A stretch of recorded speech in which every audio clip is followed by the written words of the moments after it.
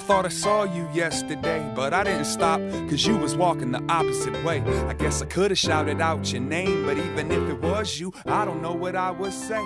We could sit and reminisce about the old school. Alana, your question had to do with running and what type of foot strike is best for optimal performance. Heel to toe, midfoot to toe, or purely on your toes. Foot strike all depends on what type of running you're looking to do. If you're looking to do a sort of shorter, faster paced workout such as hills or 200-meter repeats or anything of that sort, then you're going to want to be up on your toes for that workout. If you're looking to do a faster paced tempo workout, then you're going to want to be on your midfoot. But if you're looking to do a workout with more distance behind it, then you're going to want to be heel to toe. There is a theory that most people follow saying that you should aim to be either a forefoot or midfoot striker, but I tend to disagree with that statement. There are certain risks with trying to run a certain way when you're not supposed to, when it's incorrect form.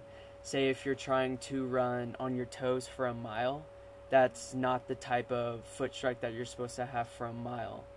So all that extra weight added to your calves for that amount of time, you're going to be highly susceptible to injury and most likely extremely sore for at least a few days.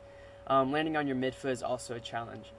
By landing on your midfoot, there's additional strain put on your arches and your Achilles tendon. Professional athletes are often the only people who can run on their midfoot for long periods of time.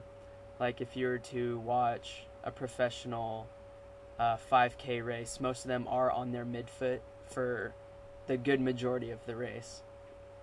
The problem with people trying to adjust to the theory that you should be a forefoot or midfoot striker is that they try to do so, but they don't make it natural. Say, instead of just letting your foot dorsiflex and land on your midfoot or on your toes, they'll point their toes straight to the ground, and so they'll come to contact with the ground earlier than they should. And then if you were to just stand up right now, point your toes to the ground, and then that contracts your calves. And if you just feel the weight that puts on it, then imagine that when you're running. And that's most likely going to lead to an Achilles tendon injury. There was a case study performed at the Boston Marathon last year, actually, that said that 75% of the elite runners, or the people who finished top 100 in the race, are heel-to-toe strikers. In running heel-to-toe, there is less likely a chance of getting injured because the weight is equally distributed throughout the foot instead of it all being on your midfoot or it all being on your toes. Also, a big thing with running is where your foot strikes the ground. When you're running, your foot should be striking the ground right below your body. So as if you're just staying a straight line as you're going, but if your foot is reaching out in front of you, then that added pressure on your hamstrings and glutes will most likely lead to an injury as well. So, as well as foot strike, just keeping that straight up and down with your foot landing below your body is extremely important as well, because in terms of running, where the rubber meets the road is extremely vital and relates to several things.